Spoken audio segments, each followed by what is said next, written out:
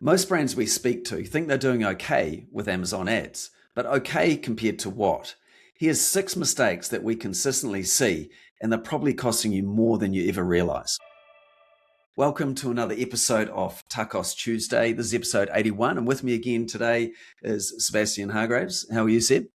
Good. Thanks for having me, Hamish. Excellent. So look, this is going to be great. Look, we're in a fortunate position that we get to talk to a whole lot of brands. Like we've got our existing client pool, but then we're also talking to a lot of brands and doing audits of brands that aren't yet clients. And with this perspective, we get to really see what it is that brands that are doing really well are doing. And then we also see brands that should be doing well or could be doing better, but they're not. And it's often because they're making one or more of these 6 mistakes, and they are avoidable. And that's what this episode is about today. We're going to give you some real clarity here, actionable insights. And we've got a bit of a format as we go through these 6. We're going to look at what is the mistake and why is it a problem? Then the cost or the impact of making this mistake. We'll give you some examples and stories that can make it more real and live for you. And then we'll tell you what to do instead. So I know that this is going to be really useful, and regardless of where you're at in your Amazon ads journey, there's going to be some gold nuggets in here that you can take away and put into practice immediately to start to improve your Amazon ads results. So Seb, you up for this? Yep, let's do it. Let's get into it. Excellent. All right. So we've got mistake number 1 that we consistently see a lot of brands making is they have no strategy or the wrong one for 2026. So Seb, tell me a bit more about what is this mistake and why is it costing brands? In order to know where you're going, you've got to obviously have a strategy to get there. There's a really good example of a book I was reading. It's talking about moving a plane by a few degrees and where you would end up if you left the East Coast and went to the West Coast of the US. And basically, the differences are massive. So the idea of a strategy is just to make sure that you actually end up where you think you will or want to get at the end. 100%. Okay. So without this strategy, and even let's be clear, the game changes. And while we have a focus on Australia, we still see brands running 2024 strategies that are focused purely on bottom of the funnel, sponsored products, just chasing that higher ROAS as possible or as lower ACOS as possible, with no plan on DSP or Amazon Marketing Cloud or lifetime value, and even with the wrong targets, wrong bid strategies, and wrong success measures. So why is that a problem in 2026? Yeah, I suppose it's a problem for a bunch of reasons. One, because if you want to grow, you have to grow with Amazon and as Amazon grows. So what worked in 2020 won't necessarily work now. Some of it still does, but there's a whole enhancement of things that work now that didn't work back then. And if you don't evolve with those, you do get left behind. So some of the ones you mentioned, what we are seeing is that cost per clicks are rising. It's not enough now to just capture demand. You do need to start creating your own demand as well. Otherwise, you'll just be forever at the mercy of what it costs to be on Amazon, and you won't be building brand collectively. So that's kind of why that's a problem for most brands. Okay, all right. And what is the cost or the impact of not having a strategy or the wrong strategy for 2026? Yeah, I mean, I think ultimately it's going to be like market share or lack of growth and a lack of understanding on why you don't have growth. So a lot of it is that you'll lose long term if you don't pay attention to these the way the business or the way Amazon is going now. Yeah, and it's kind of like we've talked in other episodes, particularly around the AMC, is that brands that are ahead of the game, they're playing by a different set of rules that most brands don't realize, and therefore they don't understand why another brand might be advertising more in a particular area. We know that's often because there's more lifetime value there, so they can overpay, for example. So basically, you're playing by a different set of rules, and you will get beaten by those that are playing by the new rules. Have you got any like a story or example around this? Yeah, cool. Yes, we wanted to tie this back to some real examples of what brands have done in the past and what we've seen work and not work. We had a supplement brand sponsored products. Their sponsored products were doing super well. $256K in sales off $73,000 in spend in their last quarter. at a 3.49 return ROAS. And by 2024 standards, you'd say that that's good, and you'd move on and go continue to scale and grow. But sponsored products only allows them to capture demand, and it didn't allow them to create it. And so they were stuck at a ceiling where they couldn't move forward because they were limited by the media that was available to them. So we introduced DSP, and DSP, the difference there is it really is about creating demand. So you've got all of the capturing side, which they're doing really well on, but we needed to create demand. So we introduced DSP, which goes much higher up the funnel and really reaches a bigger and broader audience. And so when we did that, the same quarter, we saw DSP at a 5.23 ROAS, so much higher than just the capturing of the demand part. And that wasn't because conversion rates were stronger. It was because the cost to acquire was cheaper. And so the conversion rates are still excellent on Amazon, the best in the business. You're not going to find them better anywhere else. It's just the cost to get those sometimes can get too high. The other part was the traffic piece. So they had 12 million impressions from DSP versus the 3.8 million on a sponsored product. And you can see we're talking big numbers here. Like these are not these are not small. So a massive increase in the amount of audience. Yeah, 3x. Yep, 3x the audience size. And then 37%, and this is the key part, because when you're trying to drive true incremental growth, you really need the new to brand side of the business to grow. So 37% of the orders that were in that DSP campaign were new to brand orders. So still a good chunk that are repeat customers, but those are all net new orders that are customers that would never have been introduced to the brand in the first place. Great. Yeah. So this is actually shifting the strategy from 2024 to a 2026 strategy that includes DSP. And this is not for every brand, but for a lot of brands, this is something that they now need to be looking at. And just that impact there of a change in strategy, the increased impressions, increased new to brand sales, and also the overall sales. So I guess the last part of this mistake here is then, okay, is what to do instead.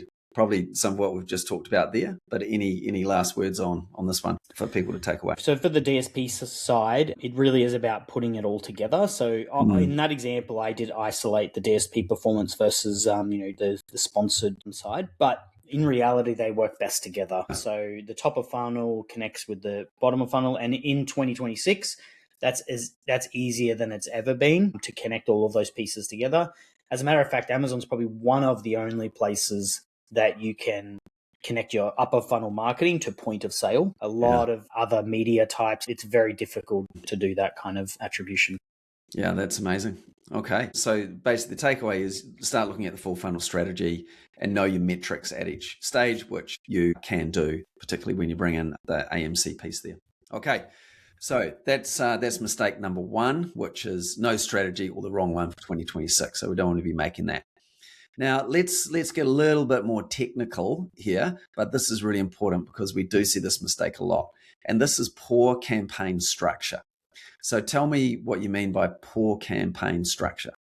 Yep. So this is just grouping products of different price points, different margins, all into one campaign or all into the same campaign. Yeah. So that's what the issue is. Why it's a problem is that you have zero control over how much you pay for all of the products that are inside those campaigns. Each of the products in those can afford very different advertising costs. And so by grouping them together, you lose the control of understanding what media costs you should have for both. Okay. Because, I mean, like this can seem like a good idea, particularly if there's accounts that have multiple brands. It could be, well, let's just put all this brand A under this campaign, brand B under this campaign, brand C here, or that type of thinking could be done. But as you say, it gives you zero control of what you could do. Now, can you give an example, like particularly in around, having higher price products with, like, say, $100 price products with lower price products like $20 lumped together? Like, why is that a problem? Can you give us some numbers with that? Yeah. So let's say you've got a hero product. It's worth $100 order value. It converts at about 5%. A click might be worth $5 for you for that product. And when we say a click's worth $5, we're talking about revenue per click. If you've got a target ACOS of, say, 25%. So your bid in that instance would be $1.25. So go over that again. You've got a $100 order value product, converts at 5%. It's worth every click's worth about $5 to you. Target ACOS that's of 25%. Because, just to back up, because if it's $100, 5% conversion rate, that equals $5. That's so right. you know, if you for every click you get onto that product, that is worth $5 to you. Yes, Okay. that's right. Yep. Mm-hmm. So you target setting that, so 25, Yes. and then your bid would be $1.25 in that Yeah. example. Mm-hmm. Let's say that product is grouped with another product that's $20 in value. So we've got a $100 and a $20. In that example, let's say it converts at 12%. So because it's a cheaper product, it converts a little bit better. The click's worth $2.40. The revenue per click is worth $2.40. Same thing. So the $100 one's worth $5. This one's worth $2.40. The right bid there would be 60 cents. So we've got a $1.25 bid for a $100 product, and we've got a 60-cent bid for a $20 product. And you can see how if we ran the same bid, that wouldn't work in that example. Okay. So, and when you do have these bundled together, what's the impact with the bids and where the results go? Yeah, so if you blend all of that together, you'd end up with one campaign. The revenue per that click would be $3.60, which is blending the $5 bid with the $2.40 bid. That would give you a blended bid of 90 cents, which would mean that you wouldn't give enough budget to a hero product, and you would overbid on your $20 product, meaning that you would have a very high A cost and performance would be really poor on the lower product. And it's kind of hidden, right? And this is where, with that lack of control, you won't notice that if it's all lumped together, right? And that's where you're going to miss out on sales on your hero product because you're underbidding, where you could be doubling down on that, and then you're overpaying for the other product there. But that's going to be hidden in the numbers with that wrong structure. So what should people do instead? Yeah, so obviously you want to group your products together by similar margins or product pricing. That's going to be the best way to make sure that your bidding strategy aligns perfectly with what you're trying to achieve. Yeah. And there's also then different phases, right? You've got launch phase, you might have profit phase or ranking phase. So that's another way. I mean, in the most simple terms, it's around just look at the price of the products and go, does that make sense?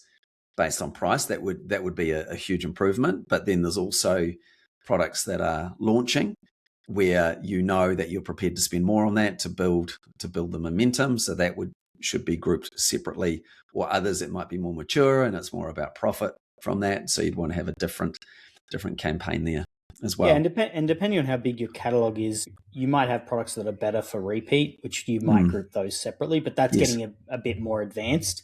For the beginning, the easiest way is group them by price. Yeah. Okay. So hopefully people get the point there. Just do not go grouping a whole lot of SKUs into one campaign and set and forget. Like, unfortunately though, we do see a lot of that happening. So that's big mistake to avoid. Okay. Let's look at mistake number 3. And this is content. This is your product display pages in particular that's killing your conversion rate. So tell us a bit more what this mistake is. Yeah, ads as an amplifier. So the mistake is obviously, as you mentioned, sending traffic to a listing that's not optimized. Why it's a problem is because advertising isn't a magic wand. It doesn't fix things. What it does is it puts fuel on the fire, so to speak. So if you have an unoptimized listings and you advertise it, basically you're putting a lot of fuel on that fire, and so it'll amplify the good, but it'll also amplify the bad. Yeah. So, with a low conversion rate, you end up paying more for your advertising. And so what's low as a conversion rate? It'll depend on price, but the average for Amazon is keep it around 10%. So if you're above 10%, then that's high converting. And with repeat type products, it can be as high as 30 or 30% or more on like supplements, for example. But if it's getting low, like in the 5 or 6%, and it's a lower price product, then that's where you start you're spending too much. And when you look at your listing, there's going to be a reason why people are not buying it.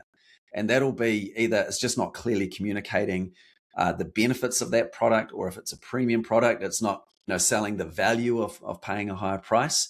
It might not be answering a lot of the concerns or questions that are going on inside the head of a shopper, and therefore they move on.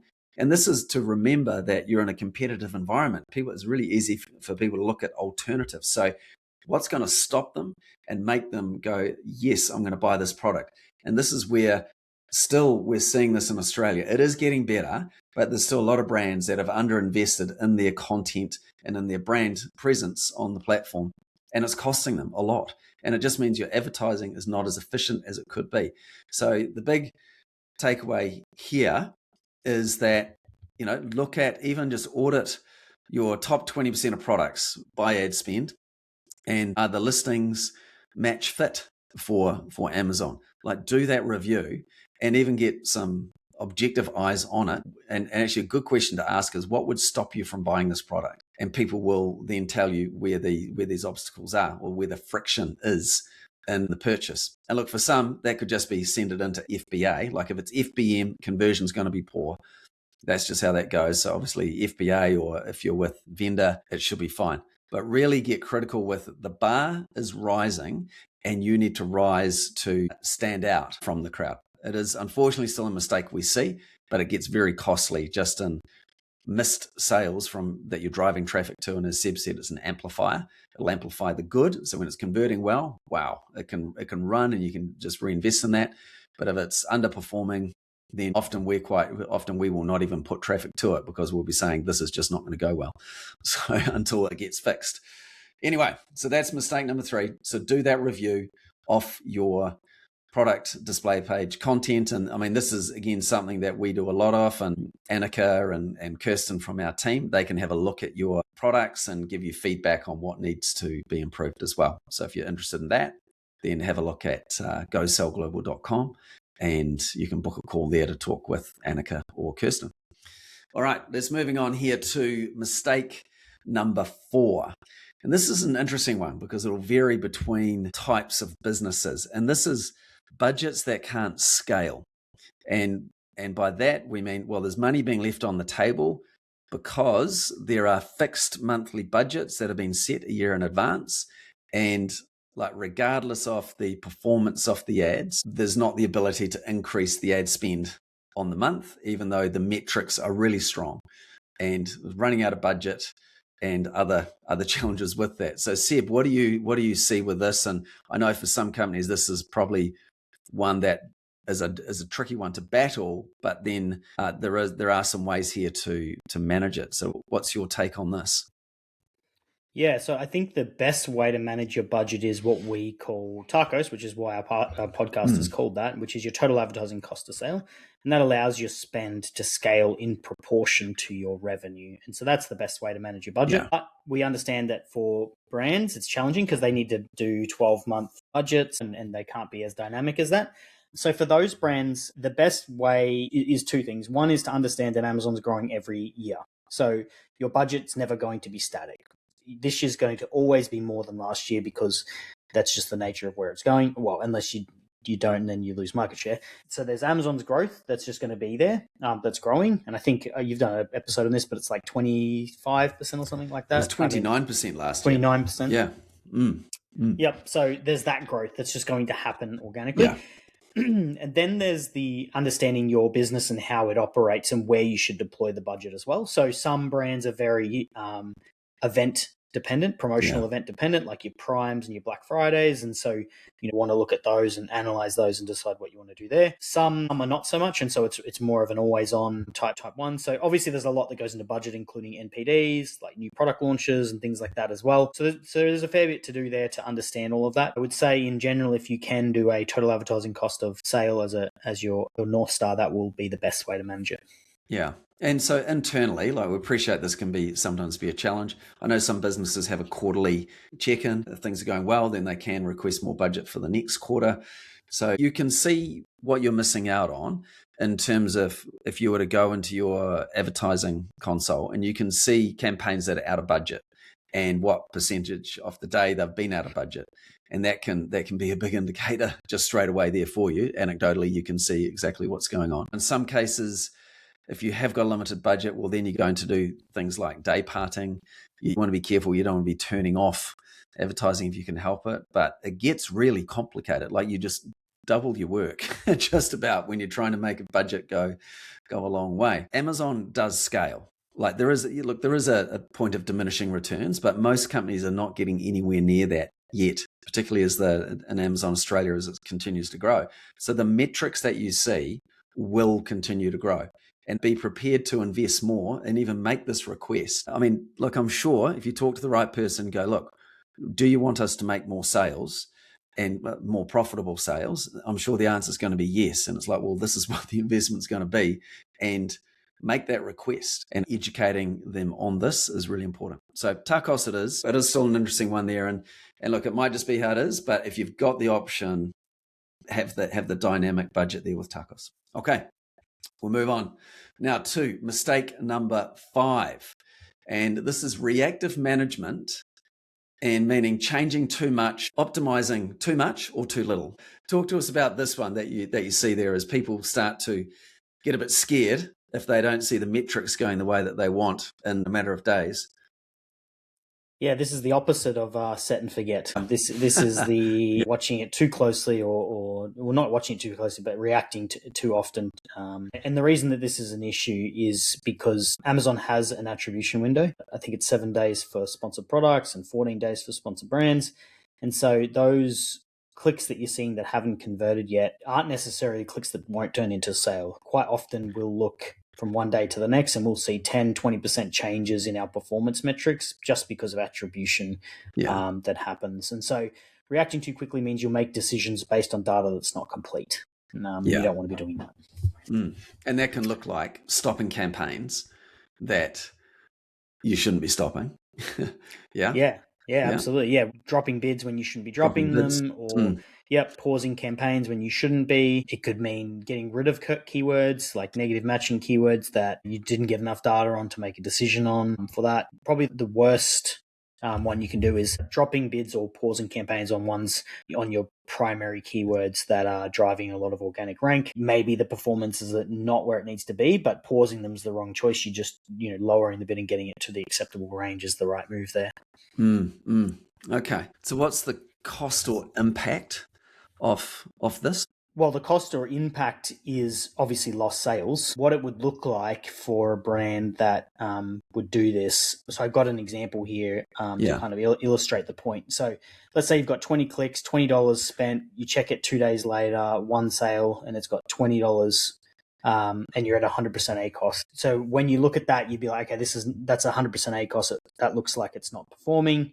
So you might slash your bids. But as I mentioned before, your Amazon attribution window, the 7-day part comes in.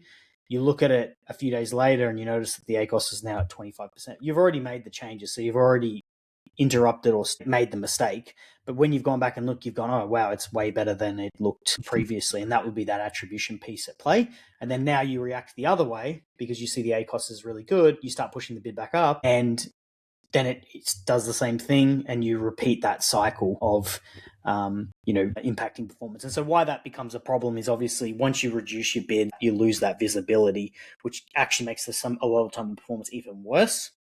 Yeah. So you end up in this downward spiral when you're doing it that way. Yeah. So what should people do instead? So have a cadence, a cadence on a weekly or fortnightly, but it depends how much data you're getting, where you review and you optimize your bids based on your goals and your objectives that we talked about at the start. Unless something is getting out of control. So there are a few examples or situations where you may need to step in like a day or two if you're in a really competitive niche and it's spending a lot. But otherwise, have a cadence that you stick to, where you run it on a weekly basis, for example, and you're looking at the last 7 days of data and making a decision based on that data. Yeah. Okay. More data. You might do it weekly, less data, fortnightly. Exactly. But and just bring the discipline, bring patience, and take a deep breath before overreacting. All right. Yep. Good stuff. And here we are. The last one here, mistake number 6. And this is an interesting one here that we do see. And this is having too much of an internal focus. Often there are things that you don't know when all you are looking at is your world. So if you're running Amazon ads entirely in-house and you've got no external benchmark, you're just measuring yourself against yourself and not actually against what is possible or even what your competitors are doing, or what the market is doing. I mean, this is a problem. Why? Yeah, I suppose it's a problem because you just lack that perspective, as you said. So you kind of nailed already the reasons why it's a problem, which is that lack of context, lack of perspective, lack of what's going to work. You don't see your blind spots because you don't have that. Having someone who has more experience and more context and insights is obviously going to be able to help you make better decisions. Yeah. And there's even like Amazon, I've heard this from somewhere, that Amazon actually likes it when, and this sounds very self-serving, probably is, but Amazon has said that brands that work with an agency, their performance is far greater. And like there's a percentage there that's like quite high in terms of above market performance. And that is because of this perspective in terms of knowing what good looks like. So give us a story here, Seb, on that, or an example of that.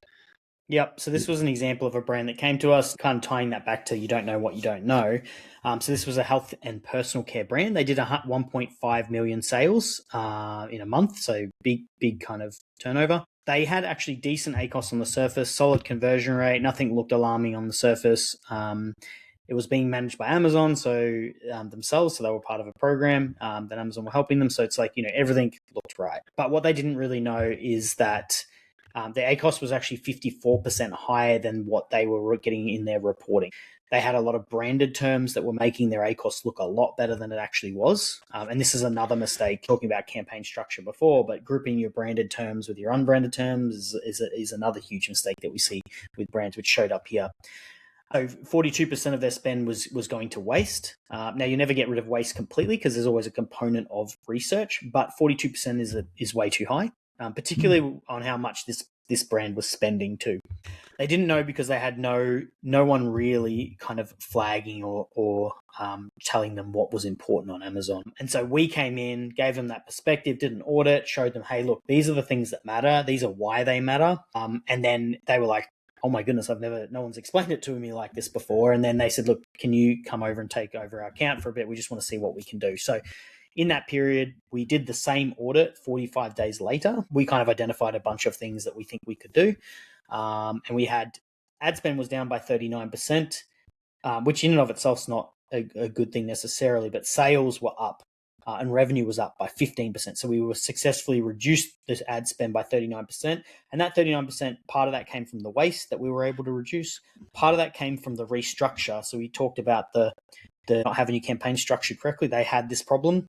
They also had the unbranded versus branded keyword problem. And so we restructured, and that allowed us to grow their revenue by 15% off a very big base, 1.5, and reduce the spend by 39%, which in turn made their TACOS go down by 2.7% over that same 45-day period. Yeah. It went down a little more from 2.7 to 1.5. So yeah, I mean, so that was a really good example, right? Where it could look good on the surface, but without really understanding what was going on under the hood, because of the lack of perspective, then there was a serious amount of money being left on the table, like tens of thousands. Well, even the sales were up in the six figures in a short period of time. So whilst that is self-serving, but this is the reality, right? And we all know ourselves, like for any aspect of your life, that whether it's even like health and fitness, if you've just got you're just doing your own thing, and until you go and get a personal trainer or a coach in some way, you're then like, oh, so that's what's possible.